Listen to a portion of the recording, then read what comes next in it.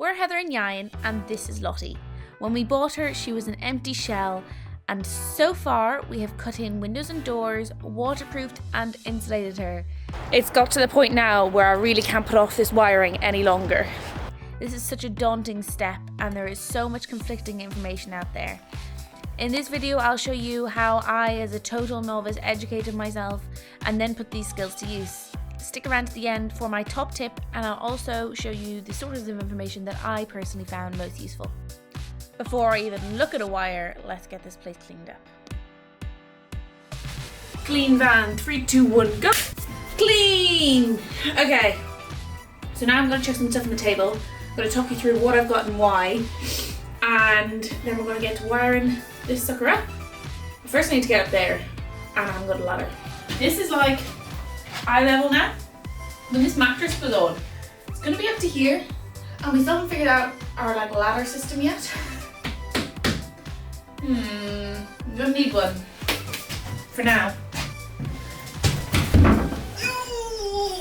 Okay. I need some of this. And some of this. Some of this. And some of this. So what I've got here, first I need a Stanley knife. S'il vous plaît. Oh, scissors will do.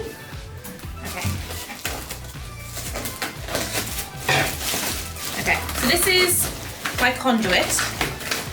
This is what I'll put around the wire when it goes around corners, or if I want it to stay together in a certain part of the van, I guess. I have got two types of twin core here. This one is 0.5mm and this one is 2mm. I thought that was 2.5, but it's 2mm. Now, retrospectively, I would not have bought the 0.5mm. Now that I've done all my research, I think it's a bit too small. So I'm a complete wiring, electrical noob. And the main two golden sources of information that I have found is Greg Virgo's channel, golden source information, and two, faroutride.com, which is a blog. They've got loads of information on there, so whether you learn better from reading or if you learn better from videos, both of those are golden. I used a combination of the two, so I watched one of Greg's electrical videos, and then I went on to Far Out Ride to use what I had learned from Greg's channel to put bespoke into my build. So, I got a very handy table from Greg's video, which is on my phone now. I'll show y'all. Go show y'all.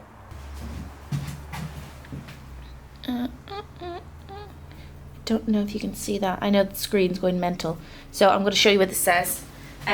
So when you look online and you look for the amps that a cable can carry, it'll give you the maximum, but there's certain things that take that down a few tiers. So the further you run it will make it be able to carry less amps. The more insulated it is will make it be able to carry less amps.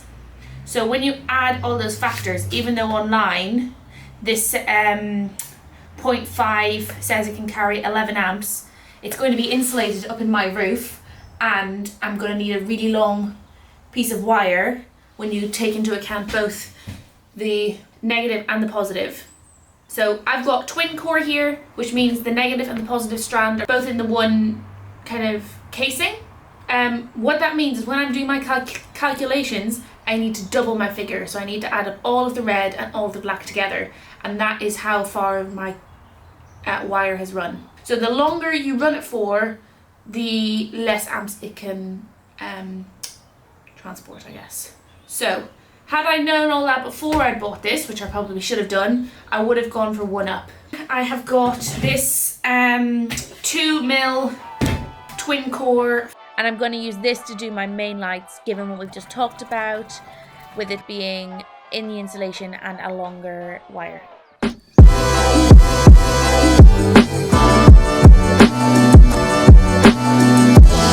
I'll just explain you through what I'm doing, or at least my thought process.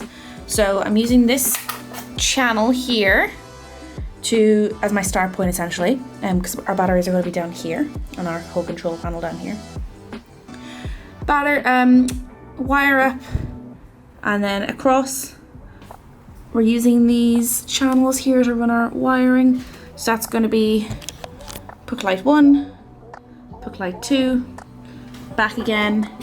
I'm using little bits of conduit to keep it in the right place, so a little bit of conduit screwed in there, just to keep it along, and here, and now start to come out this way in this channel again. Yeah.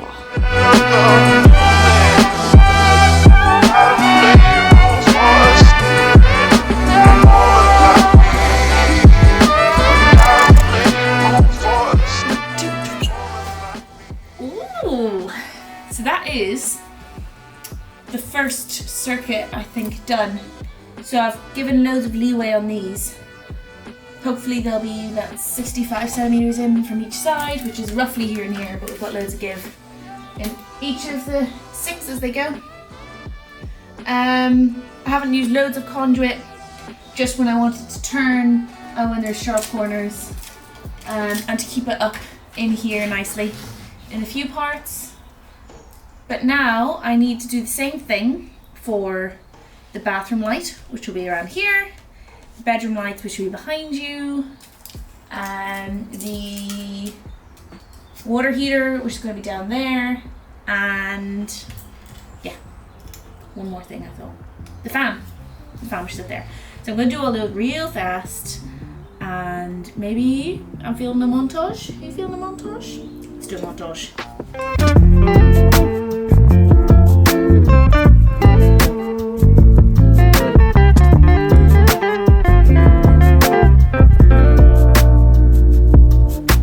So I was trying to figure out how to get the cord from my water pump and the cord from my water heater, which are going to be under the kitchen sink, to that location.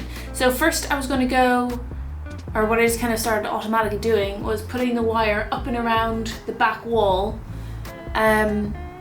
So yeah, it seemed like it was a complete waste of wire. So now what I decided to do is on the floor, run it through conduit around the back door and then down. So it's only doing one L shape on the floor instead of going completely up and around the door, which just looks like a waste of 6 meters or so. I'm not mad keen about having the wire on the floor, but I think it should be fine once it's in the conduit, from my limited understanding. This is so weird, like doing something. Obviously I've learned from YouTube, I've done my due diligence and done my research and blah blah blah. But there's like a right and a wrong way to wire. And I'm here thinking I'm doing the right way, but you don't know what you don't know. You don't know where your blind spots are. It's a bit weird. It's a bit weird. But I'm doing it.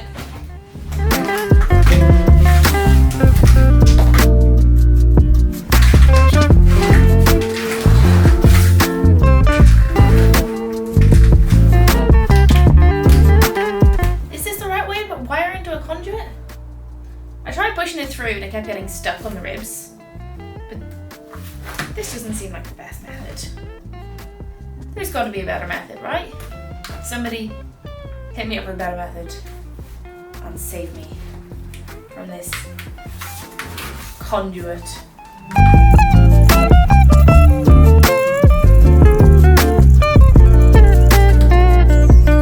So I used to watch YouTubers when I was younger, and I used to do Vlogmas. How the hell did anyone, or does anyone, do Vlogmas? Just if you don't know what that is, it's you upload a video for the Advent, the first 25 days of December. Every single day, a new video. You're definitely not getting 25 days of van build here, I can tell you that much. It takes me, whatever, film of the week, and then like best part 2 days to edit a video. And mine aren't any like class standard either, so yeah, all I'm saying is fair play to those people out there who do Vlogmas, because that sounds like an absolute marathon, an endurance event. There's the end of this now. Ugh.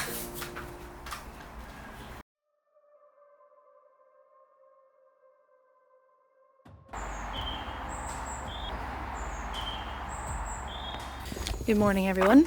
As you can see, it's a super cool misty morning here, and I took a notion and I was like, oh, it would be really cool if I could get the drone up and take a cool shot kind of coming out of the mist towards the van. I've not flown the drone before and Yan's not here, so I was like, how could it be? Yan does it. So I got it out, got all the propellers on, got it connected to my phone, got it off the ground, and I was like, yeah, this is a piece of piss, this is real easy.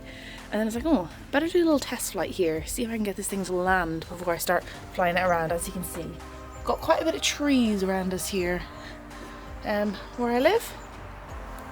I pressed the home button, which is not the way to land the drone apparently, and it went a little haywire and got lost in a tree, and I broke one of the propellers. So I might actually get a lesson off Yan on how to fly the drone before I try that again. But yeah, really cool wintry misty morning, setting the scene. Right, today I actually was a bit sneaky. I did some work without you, and I put up our first wall. So that's all insulated underneath. I've got one last patch to do there. All insulated, got a little wall up. I've just used the 5mm MDF for this one because that's actually not going to be seen. So that's just to cover up our insulation, and our wardrobes are going to be here, coming out to nearly where the door is, a few centimeters back from here. So that is just to take care of all those.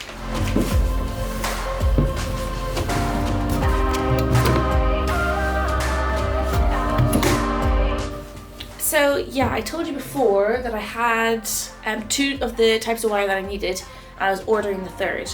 Now, I don't know about everyone else out there, but I've really struggled to find 6mm twin core. So I don't really know if this is going to do, but I got 2 packs of this. It's not twin core, it's individual wires, but they are insulated with rubber, and I've got, yeah, 2 lots of 3 meters.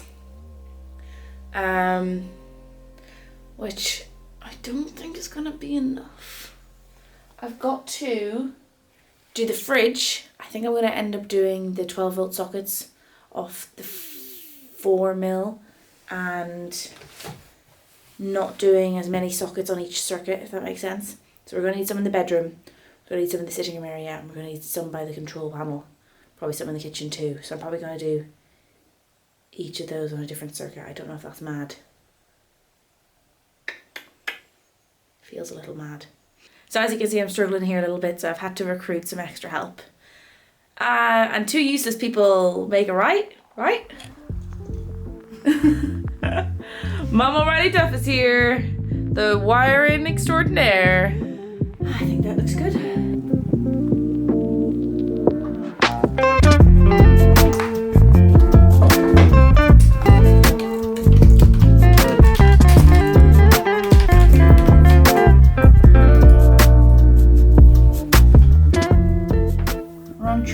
People, so all shaky footage complaints can go to Trudy at couldn'tgiveashit.com. How am I gonna get this one through?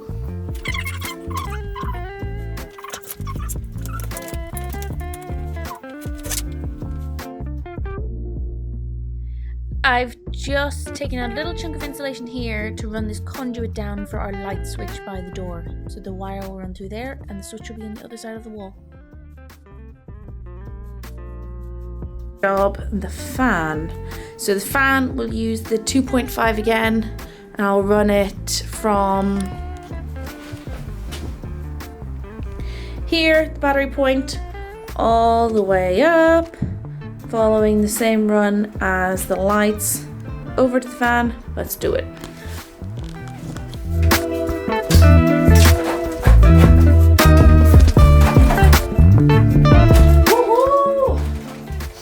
There cannot be any victory greater than getting a wire successfully through a conduit. Like that's life at its peak. Gotta be.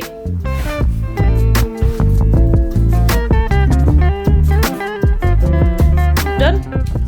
Screw missing on this boy. Yeah. Are they effective? They're not too bad. Nip shop? Yeah. So around this through, the last one that I did was just the USBs for bedroom, and that's where we're gonna call it quits today. But it's starting to look like a bit of a go ape, crazy jungle ground in here. Wire vines hanging from the ceiling. Hopefully not for long, but yeah, not too bad. Okay, so on the website you'll see all these tabs at the top. The main one you want to go into is learning and knowledge and the electrical system design. So if you know nothing like I did, here's a great place to start. You probably want to read it through a few times to fully understand everything.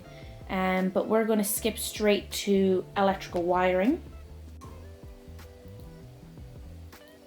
And this is the really, really useful part. So you can go through this calculator with every appliance in your van to figure out the gauge or millimeter squares of wire that you need. So for example, say I'm going to do this for my lights, which is 1 amp. It is about 100 feet when you include the positive and the negative wire. So a 2 amp fuse. So this is recommending that I use 12 gauge wire. Now I don't know what 12 gauge wire is, that's for America. In the UK we use mils, so AWD to mm, and this electrical world table is quite good. I can see that 12 gauge means I need to use 4 millimeter squared wire. Now how did I know that my lights were 1 amp in the first place? Well, that's where Greg comes in. So if I jump over to YouTube, put in Greg for Go wiring, it's this little video here with the lights. It's the really useful one. And in that video he goes through how to find out how to transfer from watts to amps, depending on what your device is. Some devices will say on them, some won't, but if you watch this video you'll get a good understanding of the hows. These two videos are, this one is quite generic. It's Greg showing everything in a wiring system diagram, from solar panels all the way through to the 12 volts in the inverter system, and then this one is him wiring his actual van. Those three are all quite good, so definitely worth a watch. If you want to go a step further with the Far Out Ride, you can go onto their diagrams and plans, and you can get a wiring diagram. So it's $40. And as you go through, you put in all of your fuses and lengths of your wire. So I've done that here. I bought it, it's been brilliant. So for example, my puck lights is a 50 feet wire. So when I take into account everything else, it's 100 feet because it's the black and the red. But for here, it just wants the twin core figure. So say that was, instead of being 50 feet, say it was 10. You'll see the type of wire it's told me to use has now changed, and that 16 AWG wire has now populated down to here.